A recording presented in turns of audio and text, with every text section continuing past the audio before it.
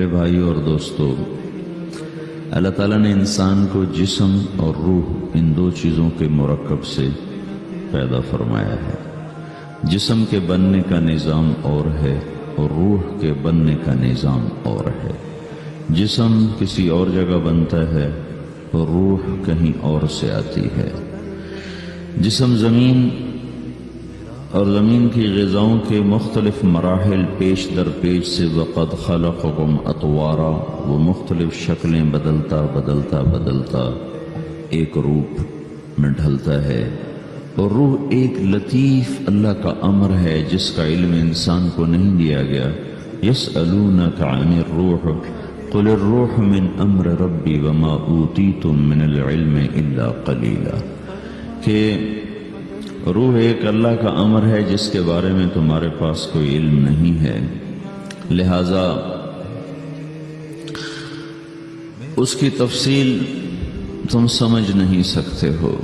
روح آسمان سے آتی ہے، جسم زمین میں بنتا ہے، پھر 4 مہینے بعد اللہ اس کو آپس میں جوڑ دیتا ہے، زندگی متحرک ہو جاتی ہے۔ روح ہی کے ساتھ زندگی کی بقا رہتی ہے۔ جب اللہ اس سے واپس نکال لیتا ہے تو سارے ٹائٹل ہٹ کر صرف ایک نام سب کو مل جاتا ہے، اور وہ میت کا ہوتا ہے۔ وہ حضرت مولانا ہو، وہ کوئی ڈاکٹر ہو، بادشاہ ہو، صدر وزیر ہو، سارے اعزاز ٹائٹل ہٹا کر اس پر میت کا لفظ مہر لگ جاتی ہے۔ اس میں سے کیا نکلا ہے؟ ہر چیز تو موجود ہے، اب یہ بولتا کیوں نہیں، اٹھتا کیوں نہیں، چلتا کیوں نہیں؟ اس میں سے روح نکل گئی ہے۔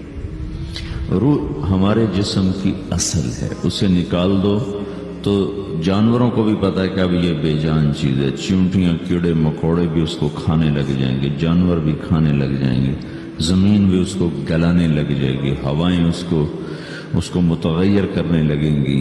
روح انسان کے اندر ایک چلتا ہوا زندگی کا کارواں ہے۔ اسے جب اللہ واپس بلاتا ہے تو اللہ یتوفی الانفس حین موتها والتی لم تمت فی منامها۔ موت کیا چیز ہے؟ اس کے 200 جواب ہیں سائنس کی کتابوں میں، اور 200 جواب بذات خود بتا رہے ہیں کہ یہ ایک جواب بھی ٹھیک نہیں ہے، اور قرآن ایک جواب دیتا ہے اور وہی حرف آخر ہے، قل یتوفاکم ملک الموت اللہ یتوفی الانفس حین موتها۔ اللہ ہے جو تمہاری روحوں کو موت کے وقت کھینچ لیتا ہے، تمہارے جسم سے نکال لیتا ہے۔ تو میرے بھائیوں، موت کے وقت انسان 2 کیفیت میں ہوتا ہے۔ کچھ لوگوں کی روح ایسے نکل رہی ہوتی ہے کہ ان کے رگ رگ میں وہ پھنس رہی ہوتی ہے۔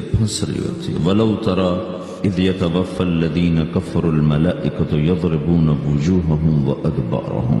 کاش تم دیکھ سکتے وہ منظر جب اللہ کے فرشتے نافرمانوں کی روح کو نکال رہے ہوتے ہیں تو ان کے منہ پہ بھی مارتے ہیں، ان کی کمر پر بھی مارتے ہیں۔ اور اخرجوا انفسکم اليوم، نکالو آج اپنے روحوں اور جان، اب تم بچ نہیں سکتے ہو۔ وہ پیچھے ہٹنا چاہتے ہیں، رب ارجعون، مجھے واپس کر دے تھوڑی دیر کے لیے، لعلی اعمل صالحا، اب میں پورا ٹھیک مسلمان بن کے چلوں گا۔ تو اس کے جواب میں ہوتا ہے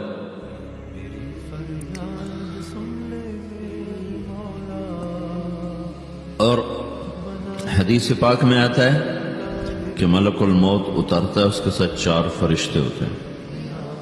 وہ 4 فرشتے آتے اس کی پٹائی شروع کر دیتے ہیں۔ ابھی پرسوں یہ حدیث میں نے پڑھی ابن ماجہ میں کہ ملک الموت کہتا ہے ایتھا النفس الخبیثہ کانت فی الجسد الخبیث، اے خبیث روح جو خبیث جسم میں تھی، اخرج، باہر آؤ۔ اب وہ واپس تو ہو نہیں سکتا، اپنے آپ کو روک تو سکتا نہیں، تو وہ حیران، پریشان، خوف زدہ، تو اس کے جواب میں اس کو ملک الموت کہتا ابشری بحمیم وغساق وآخر من شکلہ ازواج، تیار ہو جا خوفناک عذاب کے لیے اور کھولتے پانیوں کے لیے، کانٹے دار جھاڑیوں کے لیے، اور بے شمار عذاب کی شکلوں کے لیے۔ تو اس کی روح کو جب کھینچتے ہیں تو رگ رگ سے وہ کٹ کٹ کے نکلتی ہے، تو سارا وجود زیر و زبر ہوتا ہے، سکرات کا درد ساری دنیا کے دردوں پر حاوی ہے۔ جب اس کی روح نکلتی ہے اور اس کو لے کر آسمان پر چلتے ہیں تو دروازے پر پہنچتے ہیں تو اندر سے فرشتے پوچھتے ہیں کون ہے؟ کہتے ہیں فلاں فلاں کا بیٹا ہے۔ کا نفس خبیثہ فی الجسد الخبیث، یہ تو وہی بدماش ہے جو بدماش جسم میں تھا، یہ وہ بدبخت روح ہے جو بدبخت جسم میں تھی، اس کے لیے آسمان کے دروازے نہیں کھول سکتے، اسے واپس کر دیا جائے۔ تو آسمان کے دروازے لا تفتح لهم ابواب السماء ولا يدخلون الجنة حتى يلج الجمل في سم الخياط، کہ ان کے لیے آسمان کے دروازے نہیں کھلیں گے اور ان کے لیے جنت کے دروازے نہیں کھلیں گے، پھر یہ وہاں سے نیچے گرائے جاتے ہیں جو اللہ کا قید خانہ ہے سجین۔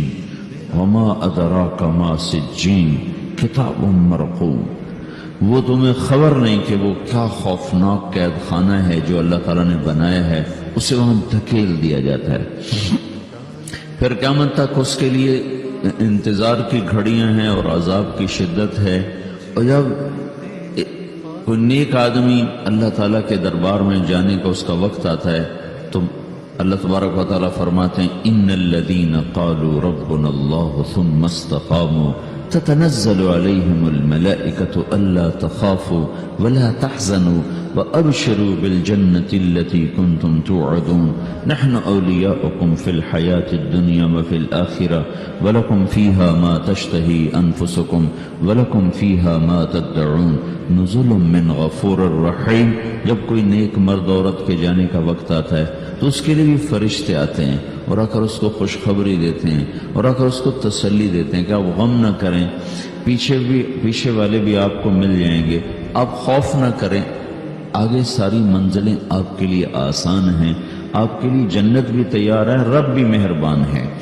اور حدیث پاک میں آتا ہے کہ ملک الموت اور 4 فرشتے آتے ہیں، وہ 4 فرشتے اس کو سہلاتے ہیں، دباتے ہیں کہ موت کا درد اسے محسوس نہ ہو۔ اور ملک الموت فرماتے ہیں ایتھا النفس الحمیدہ کانت فی الجسد الحمید اخرجی، اے نیک روح جو نیک جسم میں تھی باہر آؤ، کیا کرو؟ وَأَبْشِرِي بِرَوْحٍ وَرَيْحَانٍ وَرَبٍّ رَاضٍ عَنْكِ غَيْرِ غَضْبَانٍ، آپ کو بشارت ہو آپ کے لیے جنت تیار ہو چکی ہے اور وہاں کی ساری نعمتیں آپ کے لیے میسر ہو چکی ہیں اور اللہ آپ پہ راضی ہو چکا ہے اور اللہ آپ پہ خوش ہو چکا ہے۔ اس پر اس کی روح کو نکالا جاتا ہے، پھر سارے فرشتے اس کو استقبال کے ساتھ جو آسمان پر لے جاتے ہیں تو اندر سے پوچھتے ہیں کون ہے؟ کہ فلاں فلاں کا بیٹا، فلاں فلاں کی بیٹی۔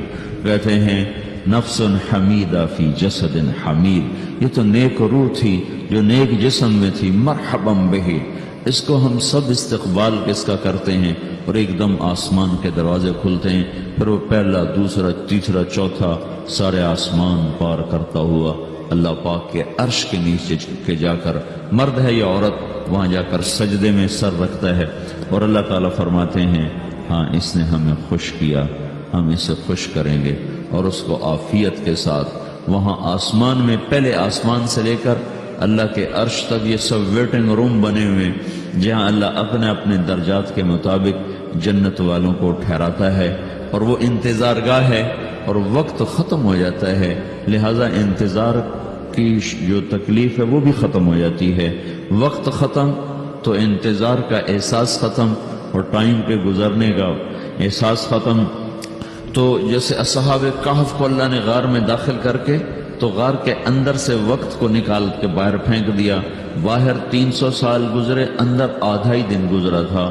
وہ جب اٹھے تو وہ 25 برس کا نوجوان 325 سال کا ہو کے نہیں اٹھا، وہ 25 سال کی عمر میں اٹھا ہے، نہ ناخن بڑا ہے، نہ مونچھیں بڑی ہیں، نہ ان کی داڑیاں لمبی ہوئی ہیں، چونکہ تو زندہ تھے، مر نہیں گئے تھے، تو زندہ کے تو بال بھی بڑھتے ہیں، ناخن بھی بڑھتے ہیں، لیکن وہ اس طرح اٹھے کہ 300 برس گزر گئے اور 25 برس کا نوجوان 25 سال کی عمر میں اٹھا ہے، 20 برس کا 20 برس کی عمر میں اٹھا ہے، اور وہ کہنے لگے کم لبثنا، بھائی کتنا ٹھہرے ہیں؟ کہ یومن او بعض یومن، لگتا ہے کوئی دن آدھا دن ٹھہرے ہیں۔ وہ صحیح کہہ رہے تھے، باہر اللہ تعالیٰ نے وقت کی گھڑی کو چلائے رکھا اور اندر غار میں اس کو سوئچ آف کر دیا، نکال دیا، یہاں وقت کو داخل نہیں ہونے دیا، تو وقت کے گزرنے سے جو بھی اثرات مرتب ہوتے ہیں وہ ان پر مرتب نہیں ہوئے، تو وہ آدھے ہی دن کے بعد اٹھے ہیں، باہر 300 سال، اندر آدھا دن. یہی کچھ اللہ تبارک و تعالیٰ برزخ میں کر دیتا ہے، وقت کو ختم کر دیتا ہے، گزرنے کا احساس نہیں ہوتا ہے. تو اس طرح میرے عزیزو، یہ دو موتیں ہر انسان دیکھتا ہے. جب وہ جنت کے فرشتوں کا استقبال دیکھتا ہے یا جہنم کے فرشتوں کی مار اور پٹائی کو سہتا ہے. رابعہ بصری رحمۃ اللہ علیہ کا انتقال ہونے لگا تو انہوں نے رات کو فوت ہوئی تو انہوں نے اپنی خادمہ کو بلا کے فرمایا کہ کسی کو بتانا نہیں، جب میں مر جاؤں تو پڑوس میں 2-4 کو بلا کر نا میرا جنازہ پڑھوا دینا، اور جس کرتے میں تہجد پڑھتی تھی وہی میرا کفن بنا دینا، اور صبح بے شک لوگوں کو بتا دینا، میرے مرنے کے بعد میری میت کو رکھنا نہیں، فوراً دبا دینا. جب ان کا انتقال ہوا تو انہوں نے پڑوس کے 2-4-10-20 آدمی بلائے اور ان کو تدفین تجہیز سب کچھ ہو گئی. صبح شور مچا کہ وہ رابعہ بصری کا انتقال ہو گیا. تو اگلے دن وہ خواب میں اس خادمہ کو ملی اور کہا بیٹی تیری بڑی مہربانی، تو نے میری وصیت کے مطابق عمل کیا. اس نے دیکھا کہ انہوں نے ایک خوبصورت سبز لباس پہنا ہوا ہے. تو وہ فرمانے لگی، انہوں نے سوال کیا کہ آپ کے ساتھ قبر میں کیا ہوا؟ تو وہ کہنے لگی کہ میرے پاس منکر نکیر آئے تھے اور مجھ سے کہنے لگے من رب کی، تیرا رب کون ہے؟ تو میں نے کہا سبحان اللہ، 40 برس جس کو میں نہ بھولا سکی اس کو 4 ہاتھ زمین میں آ کے میں بھول جاؤں گی. ان کا 42 برس کی عمر میں انتقال ہوا. تو وہ کہنے لگے سبحان اللہ، جس کو میں 40 برس نہ بھولا سکی میں اسے 4 ہاتھ زمین کے اندر آ کے بھول جاؤں گی. تو منکر نکیر کہنے لگے اس کا کیا حساب لینا؟ پھر انہوں نے پوچھا کہ وہ آپ کا وہ کرتا کہاں گیا تہجد والا جس میں آپ کو کفن دیا تھا؟ کہا وہ اللہ نے مجھ سے لے لیا ہے اور میرے اعمال کے خزانے میں رکھ دیا ہے. قیامت کے دن میرا وہ کرتا بھی میرے ترازو میں تولا جائے گا اور مجھے یہ لباس پہنایا ہے جو جنت کا لباس ہے. یہ بھی ایک موت ہے. اس طرح بھی لوگ مرتے ہیں. اور دوسری بھی ایک موت ہے، ہمارے علاقے کی بتا رہا ہوں، اپنے علاقے. ایک زمیندار مر گیا، اس کی قبر کھودی، ساری بچھوؤں سے بھری، ایسے جیسے چیونٹیاں پھر رہی ہوتی. تو انہیں وہ بند کر کے دوسری کھودی، ساری بچھوؤں سے بھری ہوئی. پھر وہ بند کر کے تیسری کھودی، ساری بچھوؤں سے بھری ہوئی. قبرستان میں اتنے بچھو کہاں سے آ گیا؟ یہ زمین کے بچھو نہیں ہے، یہ آخرت کی بلائیں ہیں جس کے ساتھ اب اسے قیامت تک رہنا ہے اور گزارا کرنا ہے. تو یہ 2 طرح کی موتیں روزانہ لوگ مرتے ہیں، روزانہ لوگ مرتے ہیں. جب نماز کا وقت ہوتا ہے ملک الموت ساری دنیا کا چکر لگاتا ہے اور دیکھتا ہے کون پڑھ رہا ہے کون نہیں پڑھ رہا، کون پڑھ رہا ہے کون نہیں پڑھ رہا. جو نماز کی پابندی کرتا ہے اس کی موت آسانی سے ہوتی، جو نماز میں غفلت کرتا ہے اس کے ساتھ موت کے وقت شدت اور سختی اختیار کی جاتی.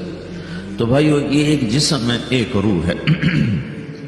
روح باقی رہنے والی چیز ہے، جسم مٹ جاتا ہے، پھر اللہ سے قیامت کے دن نیا جسم عطا فرمائے گا، ایک نیا جسم دیا جائے گا. روح وہی ہے جو اللہ کے خزانوں میں جمع ہو جاتی ہے. نافرمان کی سیاہ کالی روح ہوتی ہے، فرما بردار کی روشن چمکدار روح ہوتی ہے. تو اللہ نے کچھ تقاضے جسم کے رکھے ہیں اور کچھ روح کے رکھے ہیں.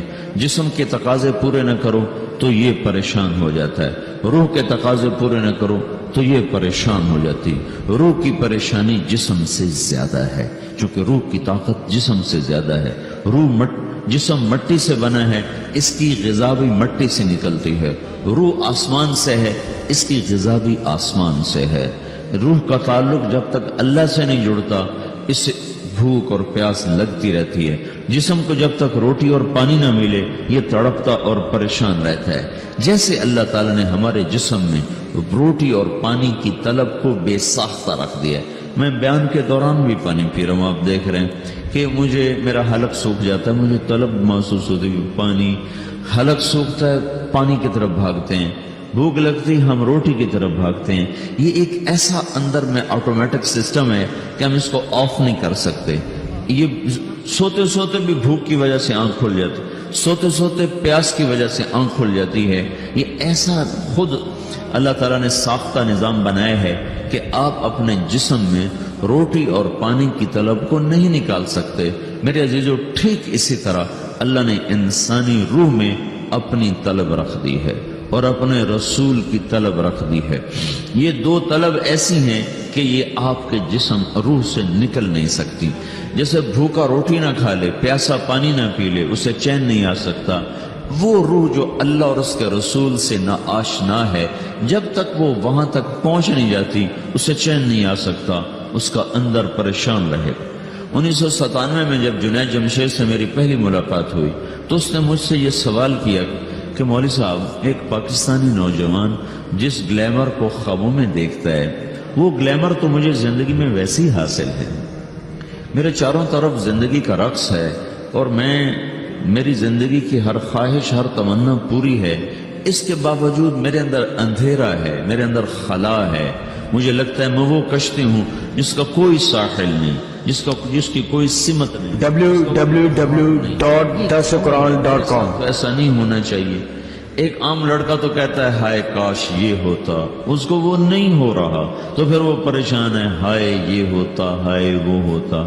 تو میں تو ہائے نہیں کرتا ہوں، میری تو ہر لذت اور خواہش میرے سامنے تشتری میں سجا کے پیش کی جا رہی، میں کیوں ایسا کر رہا ہوں؟ میں ہائے ہائے کیوں کر رہا ہوں؟ میرا اندر ویران کیوں ہے؟ میرے اندر میں خلا کیوں؟ یہ وہی خلا ہے کہ وہ روح کی پیاس کو شراب میں بجھانا چاہتا ہے، وہ روح کی پیاس کو لڑکی میں بجھانا چاہتا ہے، وہ روح کی پیاس کو موسیقی سے بجھانا چاہتا ہے، وہ روح کی پیاس کو دنیا کی رعنائیوں میں 5 اسٹار ہوٹلوں سے بجھانا چاہتا ہے۔ روح کیا جانے روٹی کیا ہے، شراب کیا ہے، پانی کیا ہے، عورت کیا ہے، موسیقی کیا ہے، گھنگرو کیا ہے، پائل کیا ہے، چھنکار کیا ہے، روح کو ان چیزوں کی کیا خبر؟ امریکہ میں ہماری ایک جماعت تھی تو 4 لڑکیاں 2 لڑکے مسلمان ہیں، تو ایک لڑکے کا نام رکھا تھا ابراہیم، اور اس کو جب پڑھایا نا کلمہ، انہوں نے کہا ہائے، انہوں نے کہا ہائے، وہ دونوں ہاتھ یہاں رکھے سینے پر، دل پر، کہا ہائے۔ تو ہمارے ساتھی ہیں ڈاکٹر اختر، وہ کہنے لگا کیا ہوا؟ کہنے لگا جب سے ہوش سنبھالا یہ جگہ خالی تھی، یہ تیرے کلمہ پڑھانے پر بھر گئی ہے کہ میری خوشی سے ہائے نکل گئی۔ یہ جگہ خالی رہے گی، یہاں شراب نہیں پہنچ سکتی، یہاں نغمہ اور موسیقی نہیں پہنچ سکتی، یہاں تالے لگے ہوئے ہیں، یہاں تک کوئی آواز نہیں جا سکتی۔ دل کے تاروں پر ایک ہی نغمہ چڑھ سکتا ہے، اور وہ اللہ کی یاد کا ہے، اور اللہ کی محبت کا ہے، اور اللہ کے رسول کی محبت کا ہے۔ باقی کوئی مضراب ایسا نہیں جو ان تاروں کو چھیڑ سکے، باقی کوئی چیز، آواز ایسی نہیں جو دل کی دنیا پر جا کر دستک دے سکے۔ یہاں بند دروازے ہیں، یہاں صرف اللہ پہنچے گا، اللہ کے رسول کا تعلق پہنچے گا، باقی کوئی چیز یہاں نہیں جا سکتی۔